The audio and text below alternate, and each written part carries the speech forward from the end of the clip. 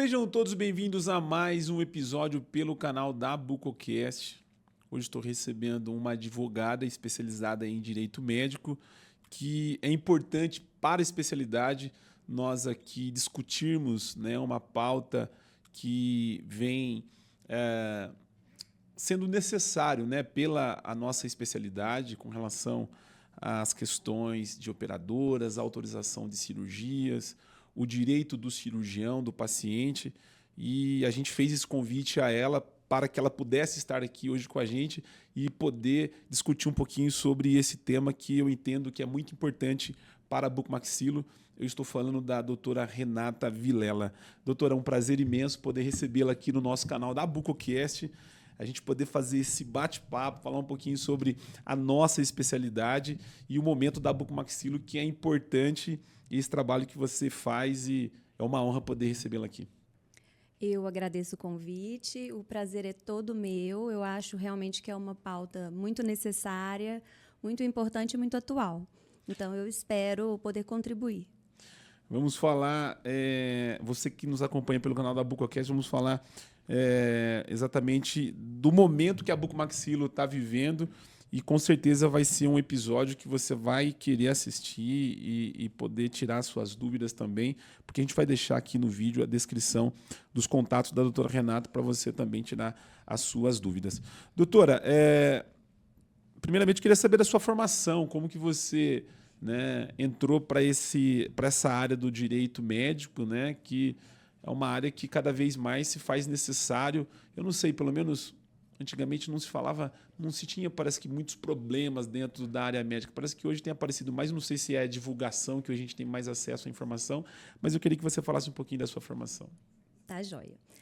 Você sabe que eu, quando estava preparando a pauta, né, estudando, eu pensei justamente isso.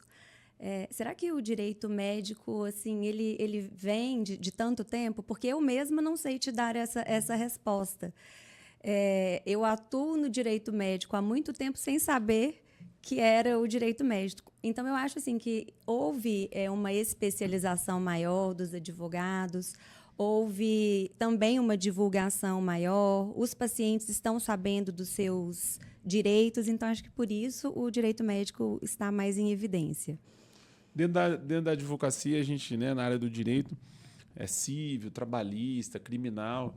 E agora, de um tempo para cá, tem esse especialista em direito médico, obviamente, com certeza, devido aos problemas, né, e que o médico precisa se defender, né, e se faz necessário especialista, mas confesso que no passado não tinha conhecimento de um advogado que era especializado dentro dessa área.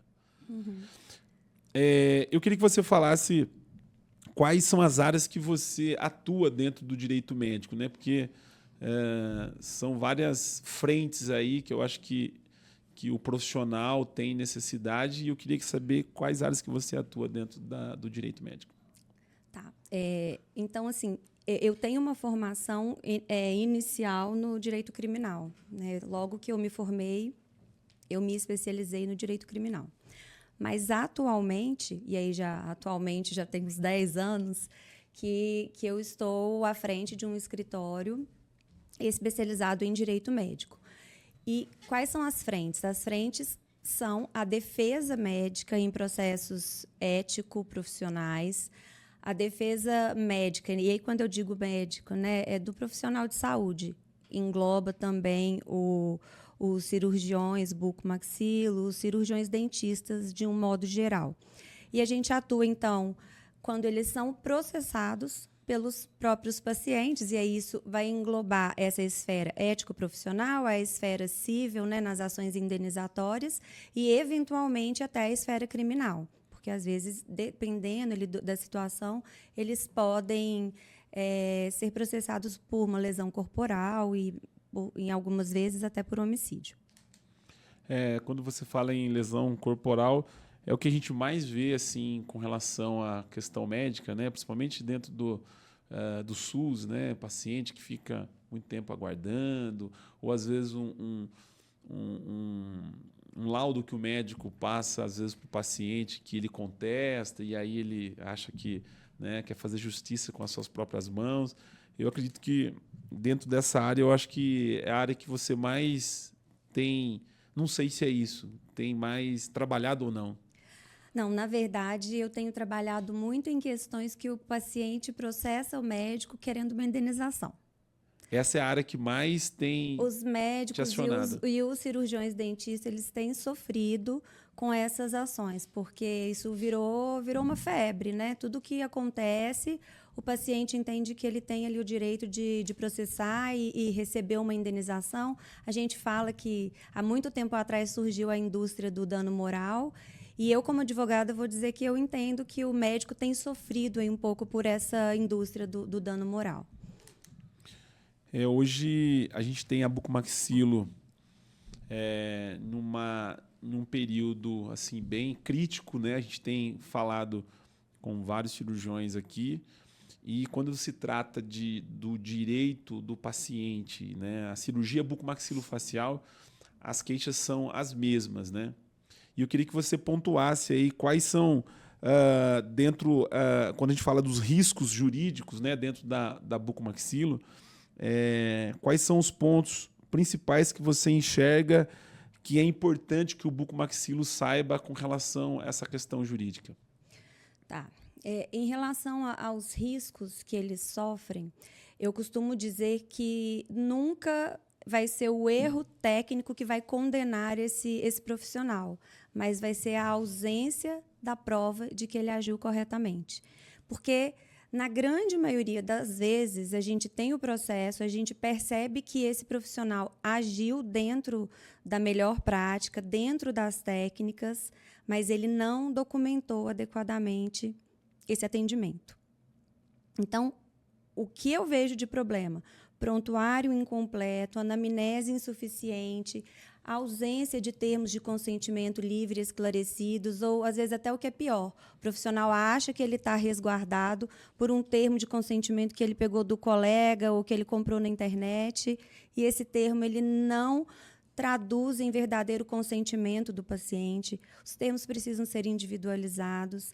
Então, eu entendo que falta muita documentação. O profissional, principalmente o cirurgião bucomaxilo, ele ainda não tem essa ideia de que ele precisa mesmo, como cultura, ter a documentação adequada, porque, na maioria das vezes, não existe o erro técnico. Mas, como a gente não consegue comprovar isso documentalmente, ele acaba sendo condenado. Hoje você enxerga que esse profissional, que a gente percebe também nesse sentido, que falta embasamento nessas questões para ele se resguardar de qualquer episódio que possa acontecer, até porque ele não sabe qual o tipo do paciente que ele está lidando, né? E muitas das vezes o procedimento que ele faz dentro do consultório, ou seja, no hospital, termina tudo bem, mas lá na frente pode respingar ou acontecer alguma coisa, se ele não tiver embasado o documento, ele corre um risco muito grande, né? Exatamente, porque o cirurgião bucomaxilo, ele trabalha com uma expectativa muito alta do paciente, porque ele está tratando ou um caso de dor intensa, então esse paciente está emocionalmente muito abalado, ou, na maioria das vezes, envolve a estética, né, desse paciente. Então, o paciente tem uma alta expectativa em relação ao procedimento. Quando lá na frente não sai exatamente da maneira como essa pessoa imaginou, e aí por questões totalmente anatômicas e orgânicas, né, desse paciente, ele pode se voltar contra o cirurgião. E aí falta a documentação adequada. Então, ainda que o relacionamento seja bom e que esse profissional seja um expert, que a gente não esteja questionando a expertise desse profissional, o embasamento documental, ele é fundamental para proteger esse cirurgião. Prevenir e lá na frente, se houver, de fato, um processo contra ele, vai ser todo o meio probatório que nós vamos usar para protegê-lo. Eu tenho a impressão que, dentro desse quesito que a gente está falando, é mais ou menos como o trabalhista. Parece que o empresário sempre perde, né? A gente tem essa visão de que o direito do trabalhador sempre está acima do empreendedor, do empresário. E, no meu ponto de vista, parece que o médico também sempre acaba meio que perdendo, por mais que ele tenha comprovação de que não houve nenhum tipo de erro, ou casos do tipo. Você tem conseguido reverter situações nesse sentido? Porque, assim, olhando, a gente vendo, às vezes o paciente, e às vezes envolve a família e tal, parece que o hospital, o médico sempre acaba perdendo. Como que é isso na prática? Então, isso acontece, né, e a sua visão ela tá correta, porque o paciente ele é a parte hipossuficiente da relação, né? Assim como nós consumidores somos hipossuficientes em relação a uma companhia aérea, por exemplo. Então, o paciente ele é a parte hipossuficiente, né? E eu percebo que de um tempo para cá mudou-se o senso comum, né? O médico ele estava ali no topo, né? Ele era intangível, né? O cirurgião bucomaxilo, ele ninguém questionava, né? E aí tantas condutas eticamente erradas foram acontecendo ao longo dos anos que eu entendo que nos colocaram nessa posição atual. Então, hoje o médico é sempre questionado pelo paciente, o cirurgião é sempre questionado pelo paciente. E aí, para a gente conseguir reverter isso, é que eu falo da necessidade dessa documentação, porque a palavra do paciente ela ainda tem um peso enorme. Mas quando a gente coloca ali um prontuário bem escrito, mostrando que o paciente ele optou por aquele tratamento, ele entendeu todas as questões do tratamento, ele entendeu que as alternativas terapêuticas não lhe eram benéficas, a gente consegue demonstrar toda a idoneidade desse profissional aliado à boa técnica do próprio procedimento. Mesmo o paciente assinando, porque quando você vai passar por qualquer... Eu fiz uma cirurgia, o médico chegou em mim e falou assim, olha, você precisa assinar esses documentos, esses termos. E ele me disse, olha, aqui existe o risco disso, você pode morrer e tal. Então, assim... Mas parece que mesmo você assinando e você está consentindo com aquilo, parece que no final, você ciente, ainda o médico acaba sofrendo graves consequências, mesmo ele dizendo assim, olha, mas assinou, eu estava sabendo.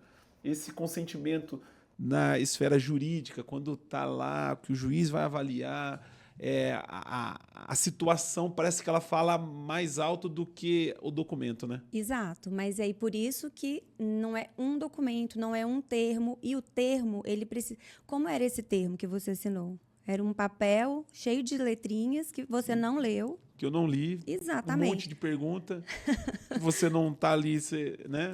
A gente normalmente não lê esses termos, assim, que é o padrão que a gente ainda recebe, mas não deve receber. Que o meu trabalho hoje é demonstrar que um termo de consentimento ele tem que ser, de fato, um consentimento. Você tem que primeiro entender tudo. Então, você tem que entender o que é esse procedimento, por que você está realizando esse procedimento, o que ele vai trazer de benefícios, quais são as implicações ou os eventos adversos ali relacionados, quais são as alternativas terapêuticas, quer dizer, olha, eu não quero me submeter a isso. O que eu tenho de alternativa terapêutica? O profissional tem que explicar. E isso tem que estar claro ali para você no documento. Então, quando você já mostra para o juiz um documento que é bem diferente, que mostra muito bem que você assinou aqui, ó, entendendo que o procedimento é esse, que as alternativas terapêuticas são essas, muda um pouco de figura. E aí você ainda junta isso com um prontuário bem embasado, mostrando que você explicou isso e o paciente te perguntou aquilo. Isso tudo está constando do prontuário. Você vai mostrar para o juiz que não é bem assim, eu não assinei sem entender. Eu entendi que Izzy sabia desses riscos. É engraçado que essa semana eu passei numa consulta odontológica. E aí ela me pediu para assinar esse consentimento. Ela pediu para rubricar ainda todas as páginas. Parecia que eu estava assinando um contrato de um documento.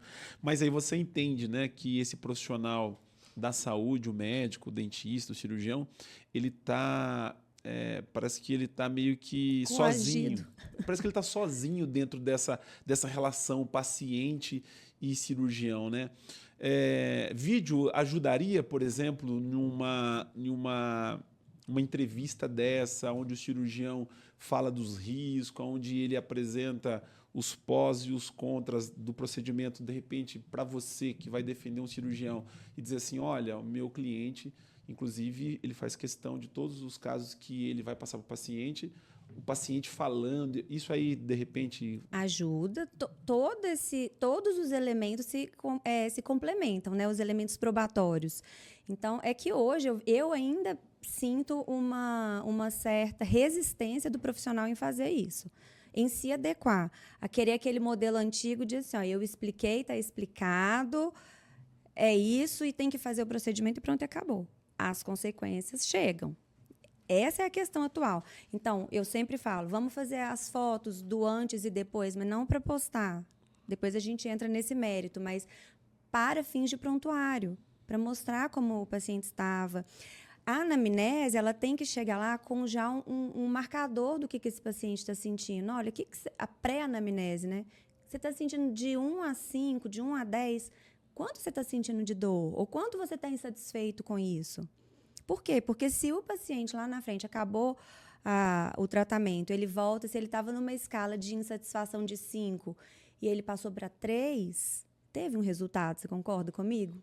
Então, a cirurgia atingiu aquele objetivo esperado. Pode ser não de 100%? Pode, mas aí são questões totalmente biológicas, né, orgânicas, e são alheias à vontade do cirurgião.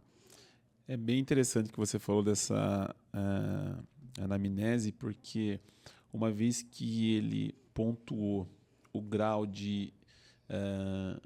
da dor, por exemplo, e lá na frente ele alegar que ele piorou, e se for de 1 a 10 ele colocou 8, o que piorou se você já chegou lá com um problema já, né, numa escala alta, né? Então, assim, são detalhes que muitas das vezes o profissional ele está acostumado porque um outro colega fazia, porque já veio de outro, e ele não se informou de repente com uma profissional como você, e de repente ele fica totalmente respaldado, porque você nunca sabe com quem você está lidando, né? Esse acho que é a maior dificuldade do cirurgião. Eu acredito que sim. Embora ainda exista essa resistência em aceitar uma assessoria jurídica, eu falo que quando eles aceitam, nunca mais eles deixam essa assessoria, porque aí eles têm a autonomia deles resguardada para trabalhar em paz. Ou uma vez que ele é processado também, ele nunca mais abre mão da assessoria, né? Também não abre mais mão, né? Aí ele entende a necessidade, porque na hora do processo faltou um documento, Sim. Né?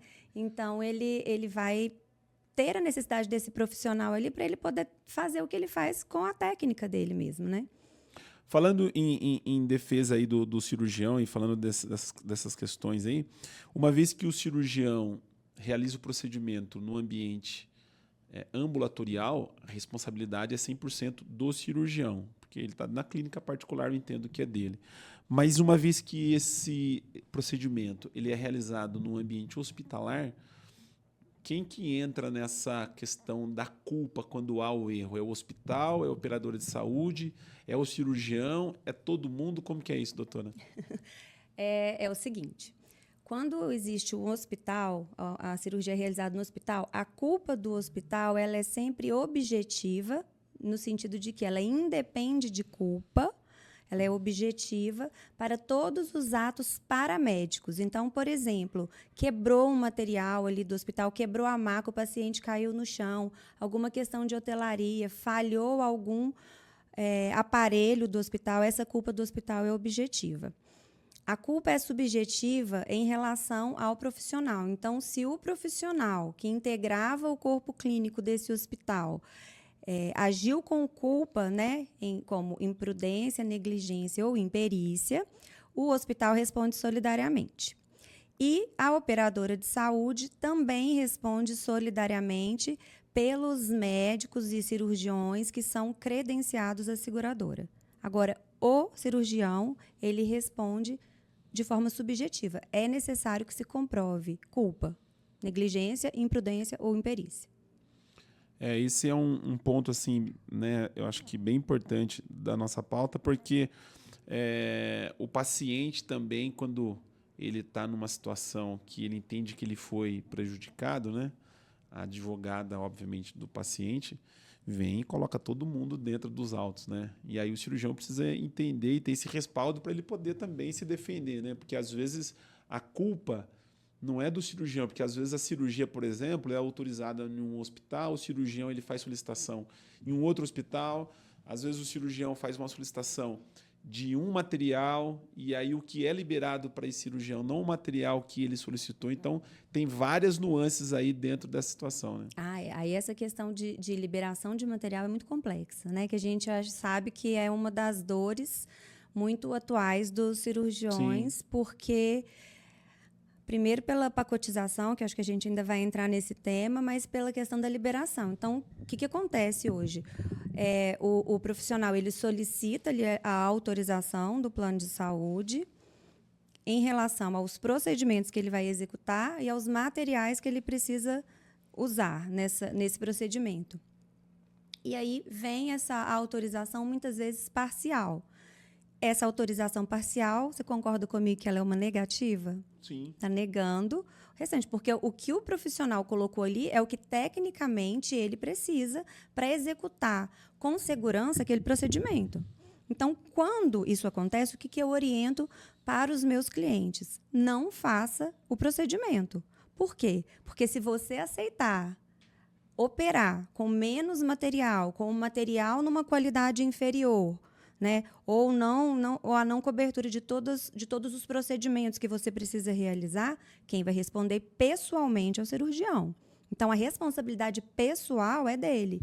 Então, vai gerar uma lesão corporal nesse paciente por uma infecção, alguma questão que aconteceu ali decorrente do procedimento, quem vai responder por lesão corporal vai ser ele, não vai ser a operadora. Então, não faça. E aí você chame o seu paciente, explique toda a situação para o paciente, e o paciente, que é o beneficiário da operadora, ele tem legitimidade para questionar a operadora e dizer: eu não quero operar fora das condições que o profissional que eu confio estabeleceu. E aí ele pode se valer da ANS e algumas vezes do Poder Judiciário para garantir que essa cirurgia aconteça de acordo com o que o profissional determinou para ele. Agora, se em última análise ele for pego de surpresa, ele está lá operando, não entregaram todo o material, né? Começou a cirurgia, de repente ele é surpreendido, e isso eu já vi acontecer na prática, ele é surpreendido pela falta de algum material que ele solicitou, então conste isso no prontuário, para a gente poder depois, né, numa eventualidade, conseguir defendê-lo. Ele vai constar que o procedimento seria X, mas acabou realizando Y, né, de tal forma, porque faltou o material tal. Você atendendo hoje a especialidade, a bucomaxilo, sabe que hoje, uma vez que o cirurgião ele aceitou, né, a trabalhar com aquele material, numa outra oportunidade que ele vai operar, o que os cirurgiões alegam que eles são questionados, né, no sentido de: olha, você fez uma cirurgia ortognática YXZ com esse material. Em uma outra situação, ele dá a negativa desse material. Eu não sei se é o consultor, eu não sei como que chama o auditor. Vai dizer assim: olha, você aceitou esse material lá no passado, por que você não quer aceitar agora? Como que ele lida com essa situação? Porque apesar de ser a cirurgia ortognática, mas ele pode estar falando de uma mandíbula, de uma situação diferente. Como que ele alega? Porque o que a gente ouve é aquilo, tipo assim, uma vez que você aceitou, você vai aceitar sempre. Como que ele pode retratar essa situação diante de uma circunstância dessa? Bom, nós somos seres únicos, né? Então, a minha mandíbula é diferente da sua. A patologia, com certeza, vai ser diferente. A abordagem nem sempre é a mesma. E, aliás, na maioria das vezes é individualizada. Cada um tem um tratamento, cada um tem um histórico clínico, cada um tem uma comorbidade. Então, é o que eu digo. Quando a operadora de saúde ela vai praticar esse tipo de ingerência na atuação do cirurgião, o cirurgião precisa trazer o paciente para si e explicar. Veja bem, eu solicitei esse material. A operadora me negou realizar com esse material. Eu reputo perigoso realizar com o material que a operadora está fornecendo. E aí, quem vai ter que tomar essa providência? O paciente. Então, a gente precisa educar o paciente a entender que, se o cirurgião for coagido pela operadora de saúde, quem vai ser o maior prejudicado é o paciente. Porque aí o paciente vai poder tomar as medidas necessárias, como eu falei, junto à ANS, junto ao Poder Judiciário, que seja. Mas o cirurgião ele precisa se resguardar. Não interessa se ele já operou com aquele material. Ele operou fulano. Não operou ciclano, né? Hoje o que a gente percebe é que o cirurgião ele tem um pouco de receio, né, com relação a isso, porque é o trabalho do cirurgião e ele fica preocupado com relação às suas condições de trabalho. Então, hoje a gente tem cirurgiões que têm essa medida de buscar uma assessoria jurídica e outros não. Então, assim, por outro lado, a gente entende também o cirurgião, porque ele está diante de uma operadora a nível nacional, ele está diante de um grande hospital, muitas das vezes ele está numa cidade que esse hospital é único, né? Então, assim, como lidar com circunstâncias desse sentido, né? De que forma que você pode... a minha pergunta é de que forma que eu posso pressionar a operadora, de que forma que eu posso exigir esse meu material sem que eu precise entrar numa esfera judicial. Existe essa possibilidade de a doutora Renata Vilela vai me conceder essa assessoria entre as partes para que a gente não entre nessa esfera judicial. É possível a gente tentar, de repente, conseguir isso nível auditor ou operadora sem entrar no sistema judicial? Muitas vezes. Eu sempre falo para os meus clientes que é necessário sopesar, né? Às vezes, você vai aceitar um material se você tiver certeza, né? Se você estiver confortável para operar o seu paciente, sem correr riscos de que esse material ali na frente vá ser um problema que você vai responder. Porque a partir do momento que você aceita o material, você está validando aquela conduta e qualquer erro ali decorrente, você vai fazer parte disso. Muito embora a operadora possa assumir solidariamente, mas você vai estar ali dentro. Quando você acha que é um material que não dá para operar, você realmente precisa se eximir dessa questão. Você precisa se afastar e validar isso com o seu paciente. Então, através da minha assessoria, eu falo assim, a gente precisa escolher as nossas batalhas. Né? Você falou, às vezes tem um único hospital na cidade, aí o hospital vai lá e proíbe ele de operar nesse hospital. A gente tem armas para isso? Claro que tem. Vale a pena? Não sei. Isso aí vai ser individual de cada cliente meu. Tem clientes que já optaram por processar para poder entrar e hoje eles têm o direito de entrar no hospital e operar através de uma decisão judicial. E tem pacientes, não, tem clientes que eles optam por ainda seguir de forma diplomática, muito embora a gente perceba que a longo prazo isso vai acabar, não vai funcionar. O que a assessoria faz? A assessoria treina, muitas vezes, a secretária para poder fazer essa ponte com o paciente. Eu posso, por vezes, explicar ao paciente quais são os direitos desse paciente, né, e qual que é o risco dele se submeter às questões puramente econômicas das operadoras de saúde. Porque quando a gente admite que a operadora de saúde estipule o tratamento ou o material que vai ser usado no tratamento, a bem da verdade, a gente está correndo o risco que a operadora está nos impondo. Então, eu acho que esclarecer isso para o paciente é fundamental. E aí, claro que a assessoria jurídica faz essa ponte, ajuda o cliente, né, que é o cirurgião, nessa questão. Doutora, esse trabalho de assessoria, a gente percebe que, às vezes, faz muito necessário até na solicitação, né, o pedido que o médico tem que fazer para a operadora, porque hoje a coisa está tão difícil que até a forma de você solicitar, esse cirurgião ele precisa estar respaldado, né? Exato. Eles exigem, né, várias questões dentro do relatório médico, até referência bibliográfica de estudos sobre o procedimento. E especificações do material. Então, esse é um serviço que eu tenho prestado. Eu organizo toda a documentação, eu explico como fazer um relatório que seja realmente bem embasado para já cortar caminho para uma autorização. Caso essa autorização não ocorra, a gente tem meios para já ter um documento mais bem embasado desde o início.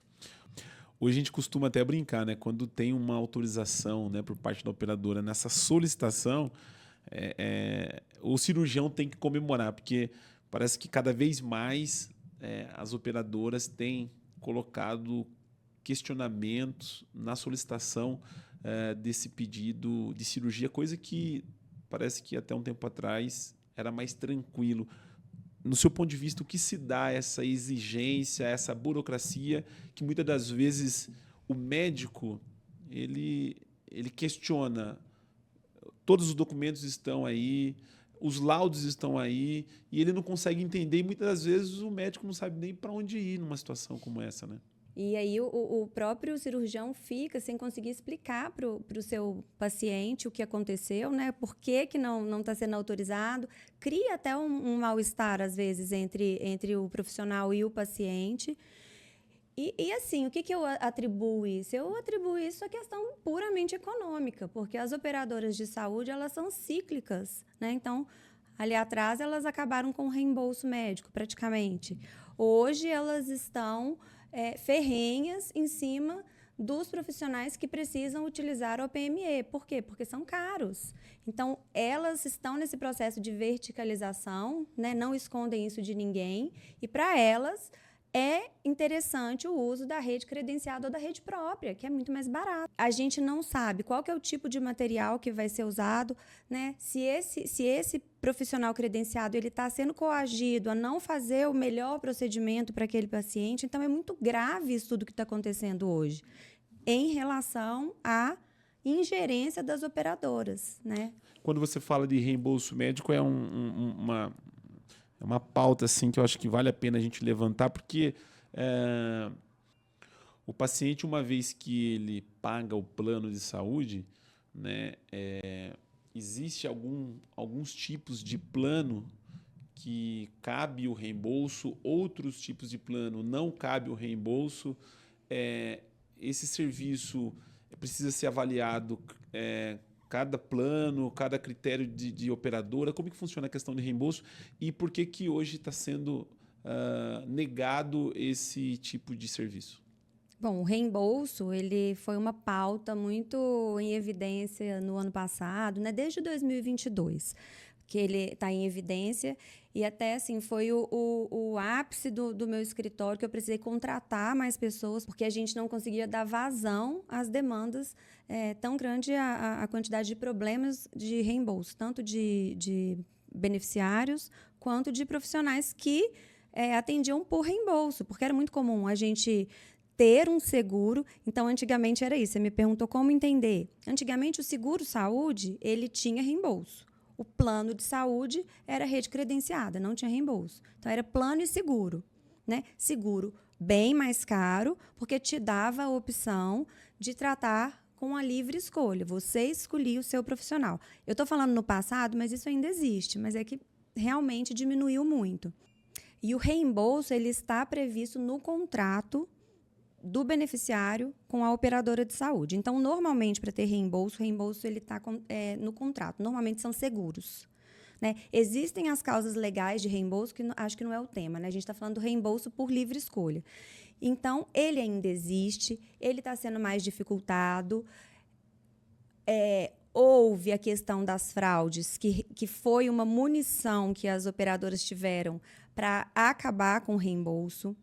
Mas, na verdade, eu falo que isso é um pano de fundo, porque a verdade mesmo é que as operadoras verticalizaram, não é interessante para elas pagar o valor que foi acordado contratualmente com o beneficiário, é muito mais interessante jogar esse beneficiário na rede referenciada ou na rede credenciada, porque o custo vai ser infinitamente menor. E eu digo isso com base em números, né? A gente viu os valores dos lucros das operadoras no ano passado.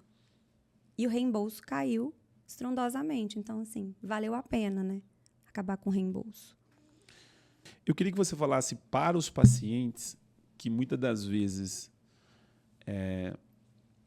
faz a solicitação de um médico que não faz parte da rede credenciada da operadora e que a operadora, que muitas das vezes a operadora acaba negativando aquela solicitação, esperando, obviamente, que esse paciente faça o tratamento com o seu médico credenciado.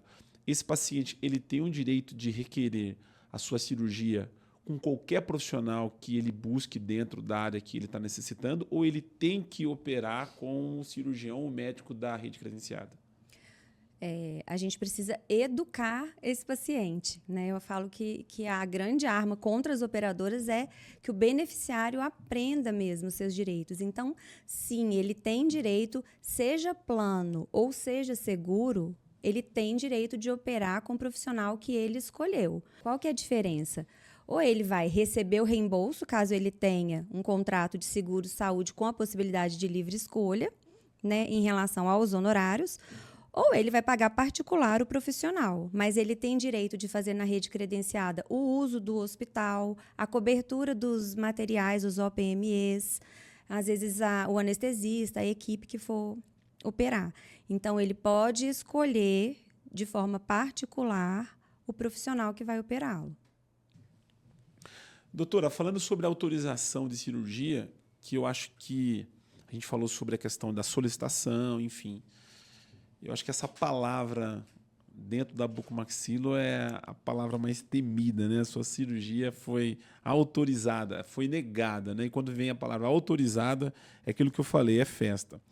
Mas antes da autorização, a gente sabe que essas solicitações elas passam por um auditor. E tem uma coisa que não entra na minha cabeça, cara. O auditor que é da operadora, o cara que vai avaliar a sua, autorizar. Muitas das vezes, esse cara é teu concorrente, porque ele é um bucomaxilo que atua dentro da tua cidade.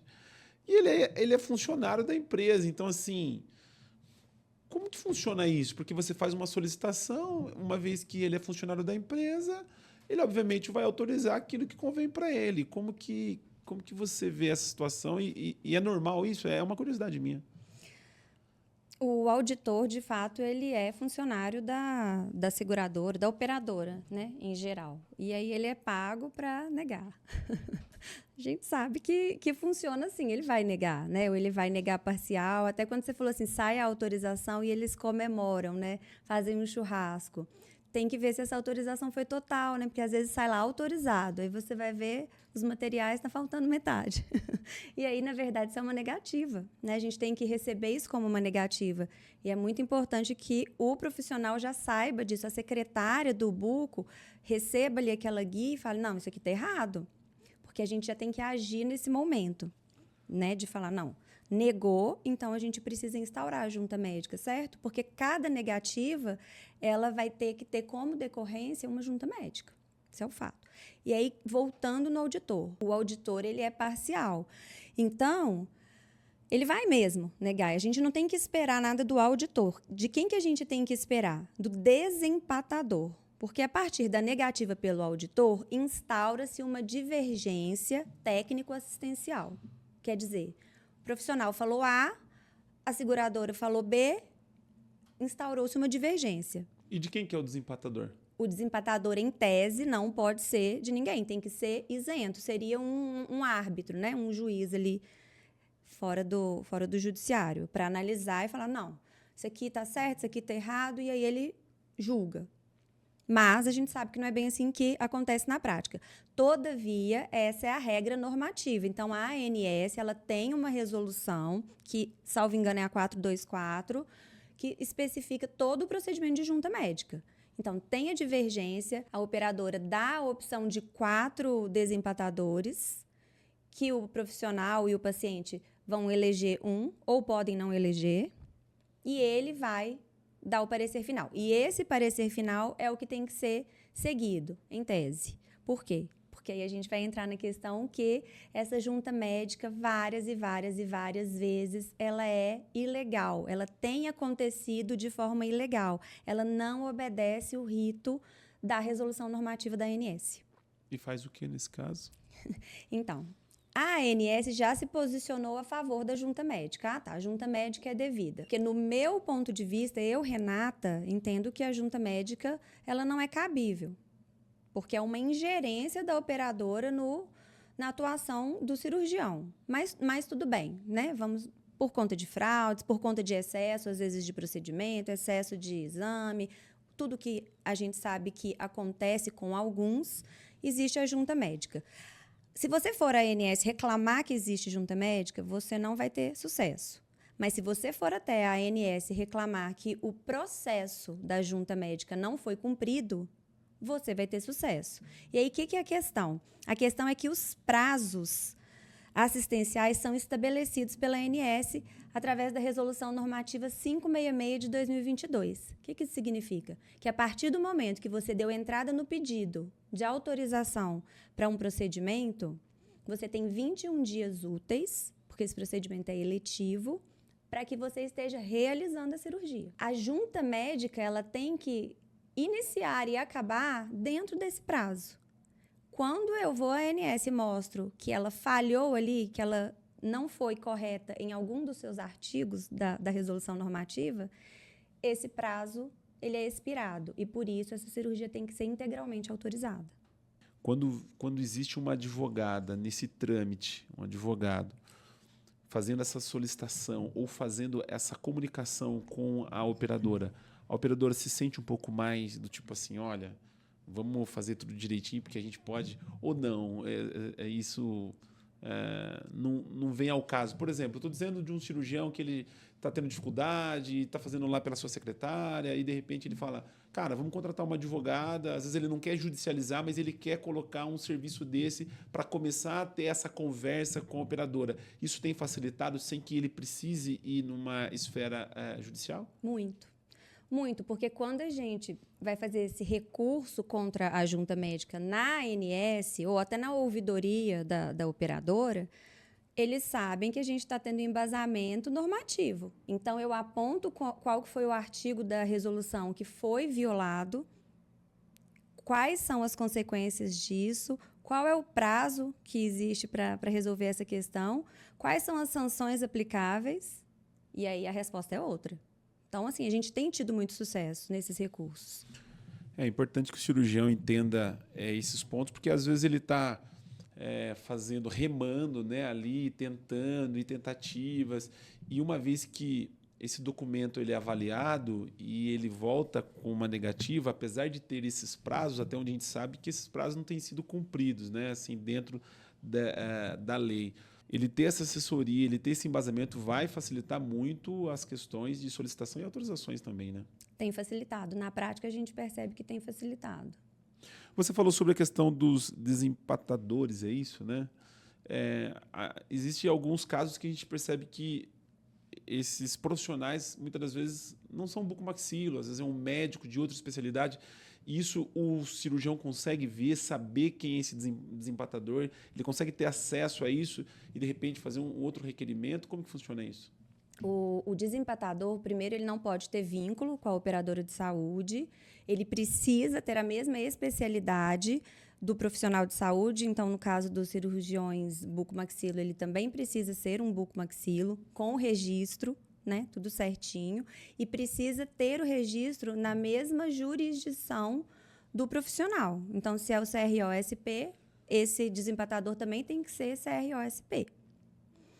Isso não acontece na maioria das vezes. Então, no papel que vem ali avisando da divergência, às vezes coloca o nome ali dos 4 desempatadores, mas não constam todas as informações. Mas a gente encontra isso facilmente no site do CRO ou do CFM também. Agora nós vamos falar sobre os pacotes que têm sido impostos pelas operadoras dentro de hospitais e que muitas das vezes os cirurgiões têm aceitado por questões de não ter outras alternativas, né? Ou seja, ou eu me adequo com relação a essas questões, ou às vezes o cirurgião ele acaba nem operando, essa que é a grande verdade, né? Como que o cirurgião pode se posicionar quando existe da operadora um número X de material que ele precisa se adequar dentro daquelas empresas que o hospital tem lá como indicação e muitas das vezes ele não consegue utilizar o material que ele está solicitando? Qual que é o caminho para esses casos, doutora? O pacote, né, e é uma realidade atual, é um problema grande que os cirurgiões têm enfrentado, porque, de fato, existe aí um acordo entre hospital e operadora de saúde para a imposição dos pacotes. E o profissional que não se adequa, ele tem mesmo sofrido retaliações no sentido de ter dificultado as suas autorizações, às vezes até ter dificultado seu acesso a hospitais da operadora de saúde. Mas o fato é que a gente tem que pensar na responsabilidade desse profissional que aceita trabalhar com pacote. Então, se o cirurgião ele aceita o pacote, ele precisa entender se, de fato, aquilo que está sendo fornecido pelo operador dentro do pacote é seguro para o seu paciente. Então, a cirurgia ela vai seguir toda a segurança necessária e o resultado vai ser satisfatório dentro dos critérios desse cirurgião? Se sim, tudo bem. Se não, ele não pode operar esse paciente com o pacote. Porque quem vai responder em última análise vai ser o cirurgião. Porque ele aceitou aquele material que para ele era insuficiente. E ele sabia que era insuficiente. Hoje é uma realidade os pacotes dentro da nossa especialidade. Como que você avalia isso? Você acredita que é um caminho sem volta? O cirurgião vai precisar se adequar? Como que você avalia esse momento? E se vale a pena esse cirurgião fazer essa solicitação, ele brigar, vamos dizer assim, com a operadora? Eu sou um pouco poliana, sabe? Eu nunca acho que é um caminho sem volta. Eu acho que a gente não pode desistir de educar esse paciente. Porque até quando eu escolhi o direito médico foi nesse sentido. Eu entendo que se eu estou resguardando a autonomia do profissional de saúde, lá na ponta eu estou conferindo o direito do paciente ter o melhor tratamento. E isso para mim é muito importante, né? É interessante atuar pelo bem do paciente também. Então, o paciente precisa entender que ele paga o plano de saúde. Não é oferecido para ele gratuitamente, né? Ainda que fosse, ele tem constitucionalmente assegurado o direito à saúde, à vida, à saúde, à integridade. Então, se o plano de saúde dele está forçando o uso do pacote, quem tem que se insurgir contra o plano de saúde é o paciente, porque ele tem a legitimidade para brigar por um direito que é seu. Quem está ali na frente, né, no cenário, ali, é o bucomaxilo. Mas, na verdade, ele está tentando defender um direito que é do paciente e resguardando também a sua questão de responsabilidade.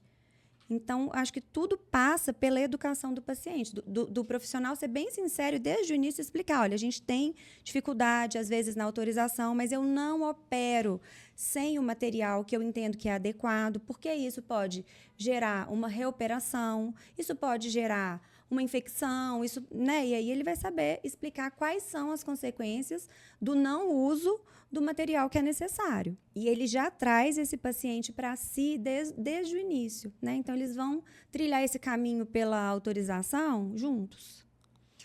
Eu tive em Curitiba, num evento, e a gente estava conversando lá, num evento de bucomaxilo, né? E tinha alguns colegas relatando que havia solicitações judiciais, né, a favor do cirurgião, obrigando a operadora a executar a cirurgia, e a operadora simplesmente não acatava o pedido do juiz, né, que é que já, né, imagine você solicita, faz, e de repente a operadora simplesmente não acata. Não está na nossa pauta, viu, gente? Estou perguntando para ela. Qual que é o caminho? Existe algo que você consiga, além disso, brigar por esse cirurgião? Porque uma vez que o juiz, né, deu o aval para que a cirurgia aconteça, a operadora não acata a solicitação do juiz, para onde que vai isso?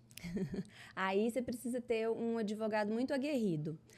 Porque quando existe a ordem judicial e a ordem não é cumprida, a gente está, primeiramente, de frente com um crime de desobediência. Crime. Né? Eu sempre vou e volto no crime. Então, o diretor dessa operadora, ele pode ser preso. Acontece? Não, né?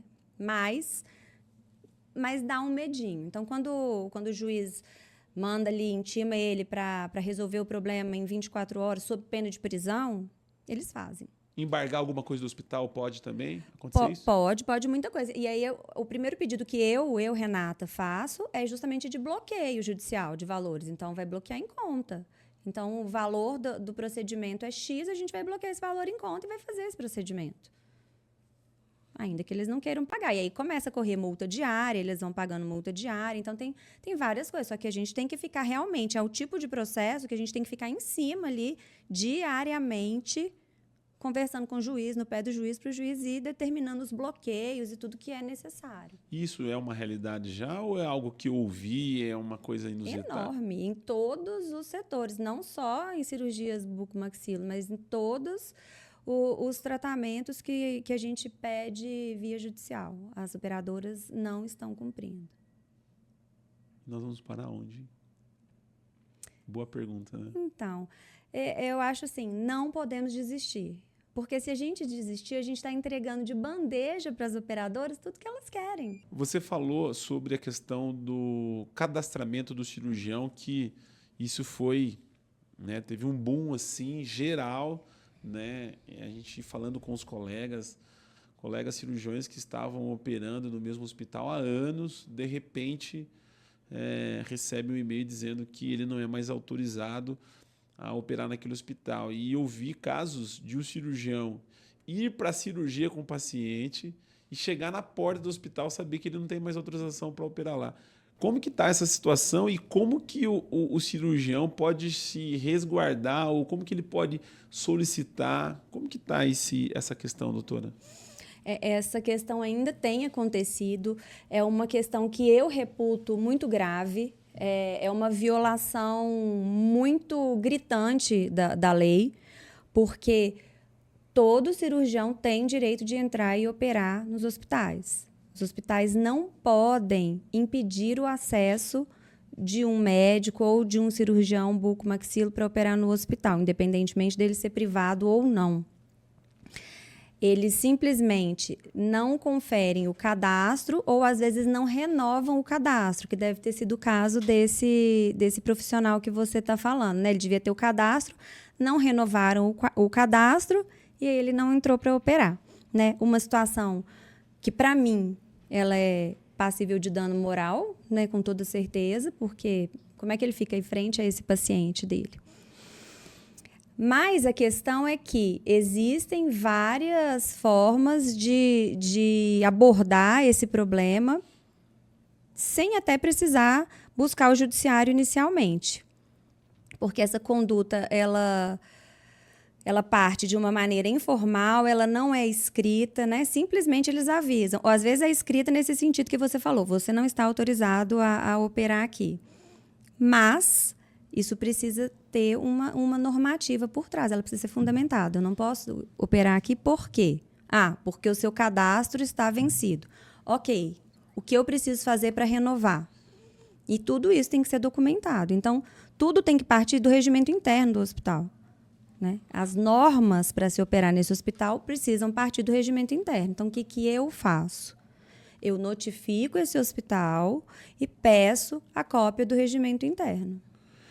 Tem algum documento jurídico que o cirurgião consiga estar apresentando para que ele consiga estar provando o direito dele de requerer a cirurgia ou operar nesse hospital? Eu oriento sempre que eles façam um requerimento, e normalmente sou eu que faço esse requerimento para eles, que é, né, juridicamente bem embasado, solicitando o cadastramento ou a renovação do cadastramento que ele já tinha. Junto com isso, eu peço que ele junte um dossiê, né, da especialização dele, da formação, certificados, histórico ético dele, né, ausência de sindicâncias em andamento, ausência de sanções. E a gente coloca lá, manda como uma notificação extrajudicial, na maioria das vezes, para o hospital. Tem resolvido, na maioria dos casos. Não é necessário judicializar. Em outros casos, já precisei judicializar, e é uma judicialização que no meu caso 100% procedente, mas né, não vou falar que é 100% porque eu não conheço outros casos, mas é uma judicialização que tem dado 100% de retorno no meu escritório.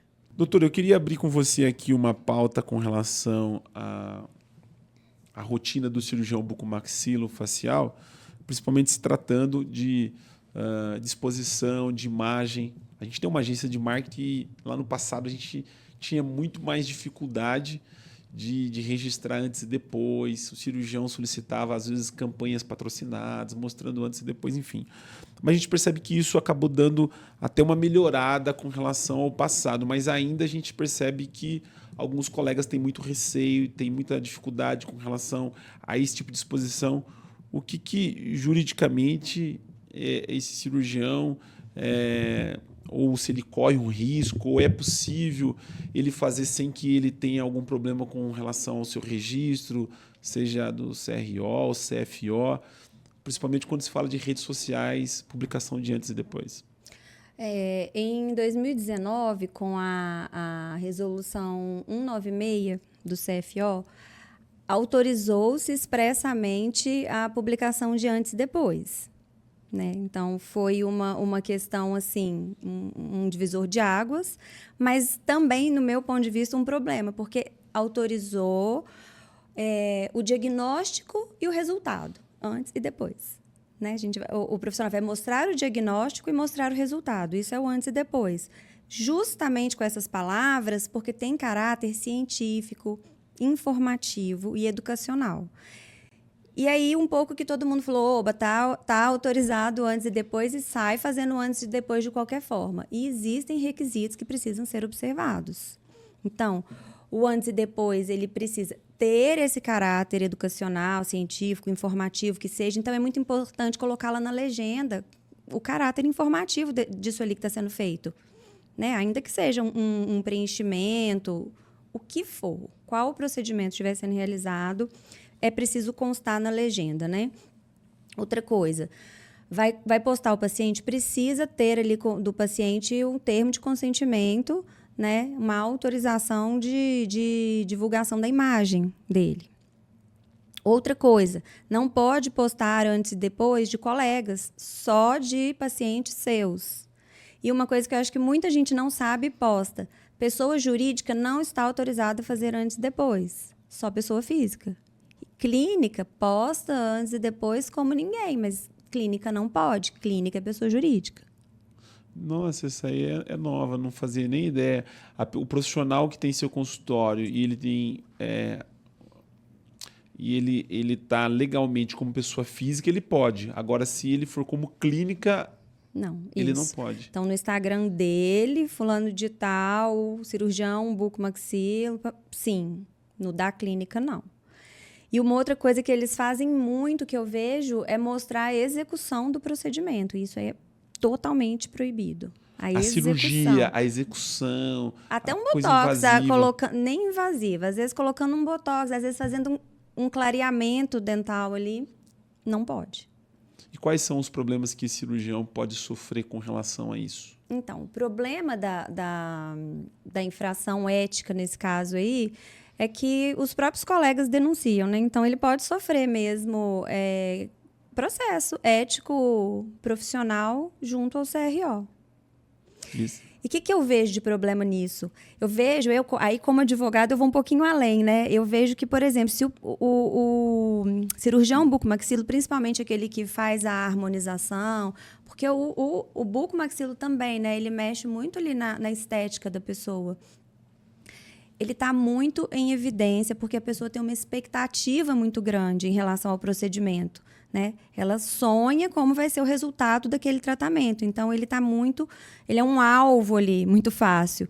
E aí, se a pessoa não gostou do resultado, às vezes não fez um pós-operatório adequado, às vezes sabia, pelo termo de consentimento, que poderia ter aquele desfecho, mas ainda assim quer processar o cirurgião. Então, ela vai processar o cirurgião civilmente e aquilo ali que está nas redes sociais de forma indevida vai embasar o processo contra o cirurgião. Então, por isso que é importante ter um Instagram, um marketing, correto, adequado de acordo com as normas, né? Porque já houve essa flexibilização aí para poder postar. Então, poste dentro do que a normativa autoriza. Se você tiver alguma dificuldade com as suas redes sociais, procure a Agência Ágape, né, Jorge? A Agência Ágape vai poder te dar toda a assessoria que você precisa. E agora a gente tem aqui a doutora Renata Vilela com todas as diretrizes, né, necessárias. A gente tem feito algumas coisas lá, mas é difícil, viu? Porque o cirurgião, às vezes a gente fala para o cirurgião, mas esse cara, mas meu amigo também faz, eu vejo todo mundo postando, sabe aquela coisa de todo mundo? E a gente fala assim, cara, não pode. Não, mas... Hoje eu ouvi um podcast vindo para cá de uma conselheira do CRO aqui de São Paulo. E ela falando justamente isso, que ela dá aula, né, para cirurgiões, e eles falam assim, todo mundo faz, por que eu não vou fazer? Eu preciso fazer, né, porque o Instagram é a vitrine. E ela fala assim, todo mundo faz, mas você não é todo mundo. Igual mãe fala pra gente, né? Todo mundo faz, mas você não é todo mundo. E ela falou assim, vocês não fazem ideia da enxurrada de denúncias que chegam no CRO. E todas as denúncias que chegam, elas viram sindicância. Então, é porque a gente não tem ainda esses números aí para mostrar. Mas um dia ou outro vai acabar chegando em você. Então, acho que vale a pena fazer um marketing adequado. Vale muito a pena. Doutora Renata, estamos chegando ao fim do nosso podcast, mas antes de nós finalizarmos, eu tenho ainda algumas dúvidas e que a gente falou lá no início com relação ao Conselho Federal de Odontologia, e a gente estava falando sobre a formação antes da gravação aqui.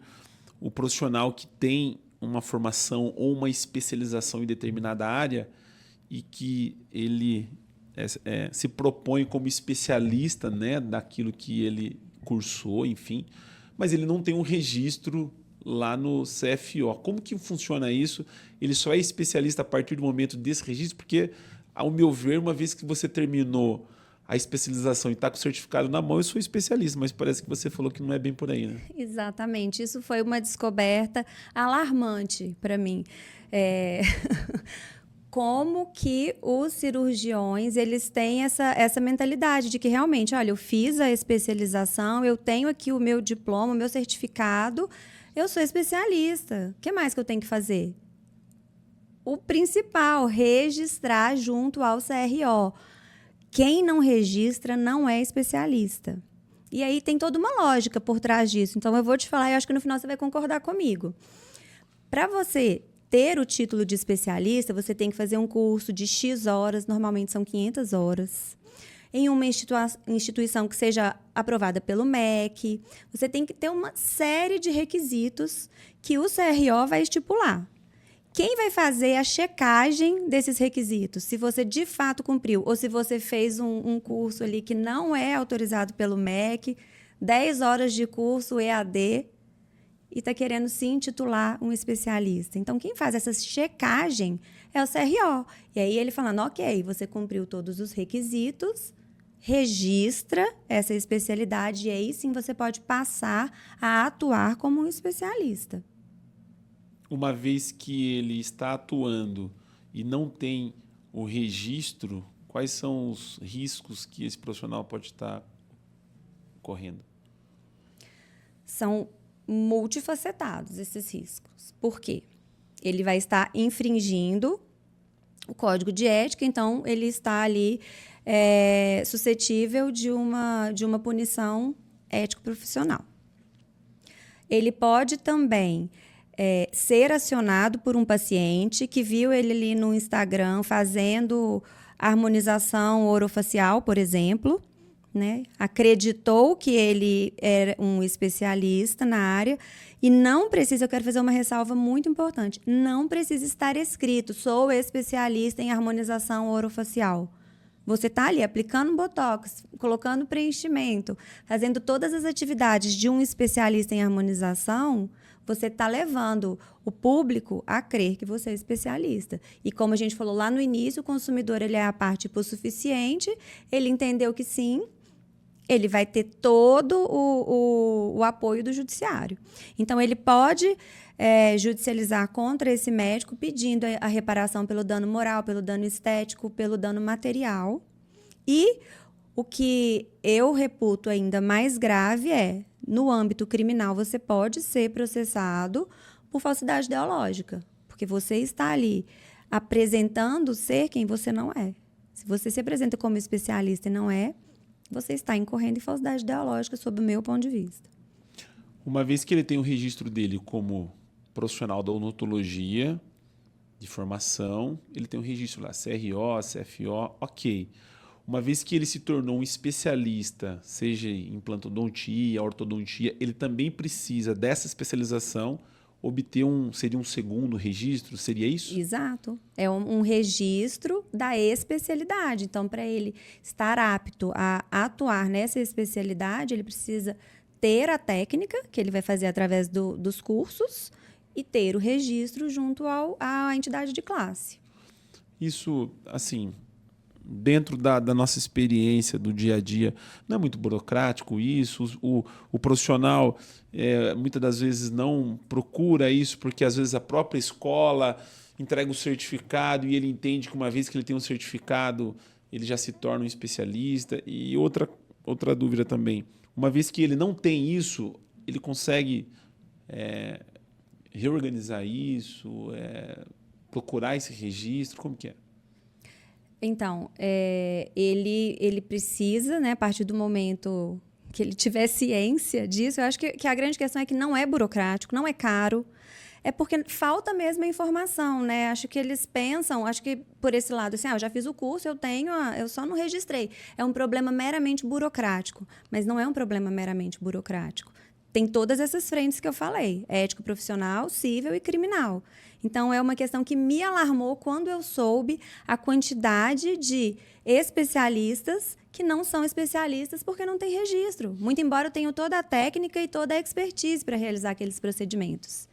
Então, a partir do momento, né, que agora eles estão tomando ciência disso, suspendam aí as publicações de especialidade por um tempo rápido, porque não é demorado esse registro. Esse registro pode ser feito até online pela maioria dos CROs, sem menor problema. A taxa lá é super barata, então peguem o certificado de conclusão, o histórico, tudo direitinho e levem para o CRO. Agora eu vou te falar uma coisa que eu não sei se você sabe, o que está acontecendo dentro não só da especialidade bucomaxilofacial, mas dentro da odontologia num todo. O colega tem feito cursos intensivos ou cursos de atualização que muitas das vezes não tem reconhecimento do MEC, né, pelo órgão responsável. Às vezes são cursos de 2 ou 3 dias que esse profissional faz e aí ele simplesmente se torna um especialista, né, de carteirinha, de Instagram, de determinado tipo de procedimento que, obviamente, ele não vai conseguir registrar isso porque ele não cumpriu a quantidade de horas, enfim. São formações de diversos cursos, de pequenas horas ou de dias, que ele se intitula um profissional especializado sem ter uma especialização dentro desse modelo que você falou. Então, eu queria que você desse um conselho o que esse profissional faz, porque a realidade da odontologia hoje é essa. Esse preenchimento, esse botox, muitas das vezes esse cara se torna, ou esse profissional, um especialista sem sequer ter uma especialização nessa área. Ele simplesmente fez um curso de final de semana, ou 2, ou um fellow, e aí ele já começa a trabalhar. Se ele tiver algum problema relacionado a esse procedimento que ele se julga especialista sem ter esse documento, quais os problemas que esse profissional pode ter? Justamente, os problemas dele vão ser muito agravados porque ele não tem a especialização. E é justamente por isso que é necessário o registro, porque quem vai verificar os requisitos para que a pessoa seja especialista é o CRO. Então, um curso de 2 dias, o CRO não vai autorizar a especialização. Esse profissional que fez esse curso aí de 2 dias, ele pode constar na bio dele que ele fez o curso X, né? Ele não vai falar, eu sou especialista em tal coisa. Eu fiz o curso X. Mas a minha orientação é que ele busque a informação no CRO da quantidade de horas necessárias e, se ele quer mesmo atuar como especialista, que ele faça o curso que efetivamente vai lhe dar a especialidade. Doutora, para a gente finalizar, eu queria que você falasse com relação, eu acho que é importante isso para o cirurgião bucomaxilofacial, quais os documentos necessários esse cirurgião precisa para que ele esteja respaldado com relação ao prontuário, com relação a essas questões que muitas das vezes o cirurgião ele não tem essas informações, né? Apesar de a gente estar vendo em alguns congressos, pelo menos lá no começo, quando eu entrei na especialidade, você sabe que na grade dos congressos, dificilmente você via um advogado falando sobre essas questões. E hoje, cada vez mais, a gente percebe a presença desse profissional dentro desses congressos, de tão importante que a gente sabe que é para a especialidade. Então, eu queria que você falasse com relação a essas questões de documentação para que o nosso público aí consiga estar registrando isso e, obviamente, colocando em prática. Sim, eu acho que a necessidade de bons documentos, ela hoje é também uma realidade, né? Falando aí dessa nova realidade dos cirurgiões, bucomaxilo, e dos profissionais de saúde em geral, né? A necessidade de documentação ela é fundamental hoje. Então, eu acho que um bom contrato de prestação de serviços, né, com tudo muito bem claro ali para o seu paciente, uma ficha clínica completa, com anamnese detalhada, então isso faz parte do registro do prontuário em si, o planejamento cirúrgico, que a gente fala que é o plano de tratamento, né, com a justificativa técnica, o consentimento livre e esclarecido, individualizado por procedimento, se for possível, registro fotográfico desse paciente, não esquecendo da autorização do uso de imagem, e esse registro é para ficar ali dentro do prontuário médico, evolução clínica completa e o relatório de alta. Esses são os que eu entendo assim, fundamentais. Fora esses que são fundamentais, uma boa política de agendamento e cancelamento de consultas e cirurgias, isso vai fazer fluir melhor o funcionamento ali do dia a dia da clínica, né, ou do próprio profissional com a sua secretária. Um modelo bom de parecer técnico em caso de divergência assistencial, técnico-assistencial. Então, quando instaura-se a junta médica, ali, um momento antes da instauração da junta médica, um bom modelo de parecer técnico desse profissional. E um documento que eu gosto muito, que é o termo de quitação e satisfação, que o paciente dá pro cirurgião. Então, no final de tudo, o cirurgião sempre dá a alta. E aí, esse é o documento que o paciente dá em contrapartida para o cirurgião. Por quê? Porque ele vai falar assim, eu estou aqui dando a quitação, eu recebi o meu serviço, eu estou satisfeito. E aí, a gente fecha uma porta enorme para discussões posteriores ali em relação àquele tratamento. Então, é um documento que eu reputo também muito necessário. Com relação à documentação, né, como a gente ia falar sobre isso, sobre proteção dos bucomaxilo, eu estou disponibilizando aqui um termo de consentimento livre e esclarecido para a cirurgia ortognática, que eu sei que é um procedimento que eles fazem bastante. Eu fiz um modelo bem cauteloso, com todas as especificações, né, com todas as alternativas terapêuticas, e eu estou disponibilizando um QR Code, basta acessar esse QR Code, colocar ali, acho que é o e-mail e o nome, e aí o profissional já vai receber esse documento. Caracas, muito bom. E esse documento que você está disponibilizando aqui no canal da Bucocast é importante justamente para o cirurgião ter esse respaldo jurídico que, assim, a grande maioria acho que ainda não tem esse serviço e esse documento também, né? Exatamente. Aí ele vai entender a partir desse documento quão necessário é ele ter tudo documentado, se resguardar, para ele ter mais tranquilidade para trabalhar. Já havia gravado um podcast antes ou não? Já sim. É mais fácil gravar um podcast do que, acho que, fazer alguma contestação de qualquer tipo de procedimento jurídico. Alguns colegas vêm aqui gravar podcast e falam, nossa, eu fiquei nervoso, ou tá ansioso, né, para gravar, mas foi muito bom a gente fazer esse bate-papo, muito tranquilo. Confesso que dentro dessa área que você atua, não é uma área que eu me vejo assim tão solto dentro do podcast. Estou acostumado a gravar com cirurgião, né? E quando vem algum tema fora do que a gente está acostumado, mas eu acho que fui bem. Com certeza. Você melhor ainda, viu? Muito obrigada. Doutora Renata Vilela, um prazer imenso poder recebê-la aqui no canal da Bucocast. Por aqui já passou alguns colegas, né, clientes e amigos que eu sei que você tem dentro da especialidade. Um deles é o Dr. Antônio Augusto Campanha, que é meu amigo e que falou muito bem de você e outros colegas que por aqui passaram. Então, sempre uma honra e quando achar necessário e importante, a Bucocast está de portas abertas. Eu agradeço muito a oportunidade, o convite. Eu também achei um papo assim super tranquilo. Confesso que não é o meu primeiro podcast, mas eu não dormi bem essa noite pela ansiedade de poder passar, né, tudo que eu queria aqui, mas você conduziu de uma maneira que me deixou muito tranquila. E eu espero, assim, sempre poder contribuir. Eu acho que sempre a gente vai ter momentos para revisitar aqui o podcast ou gravar novamente, porque a gente está em constante movimento aí e dançando conforme a música que as seguradoras vão tocando para a gente, né?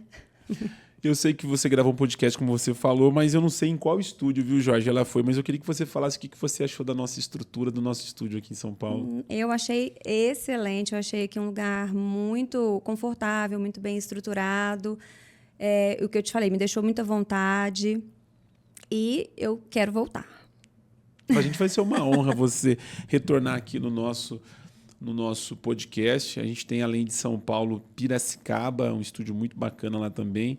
Em Limeira, a gente tem tentado aí otimizar o tempo do cirurgião, enfim, né, para a gente poder fazer esses conteúdos que têm sido muito importantes dentro da especialidade. Obrigado, viu, minha amiga? Eu que agradeço. Você que nos acompanhou pelo canal da Bucocast, esse foi mais um episódio. Doutora Renata Vilela falando sobre, né, o direito do cirurgião bucomaxilofacial, né, ela que é especializada em direito médico. Então, assim, muito conteúdo aqui importante para a nossa especialidade. Vamos estar colocando aqui na descrição do vídeo o contato, né, da doutora para que você que é cirurgião, enfim, tenha alguma dúvida. Esse QR Code que a gente acabou de colocar aqui na tela também, para que você tenha acesso a esse documento que é importantíssimo para você que faz cirurgia ortognática. E para a gente foi uma honra poder compartilhar um pouquinho mais desse momento da especialidade. O nosso muito obrigado e até o próximo episódio.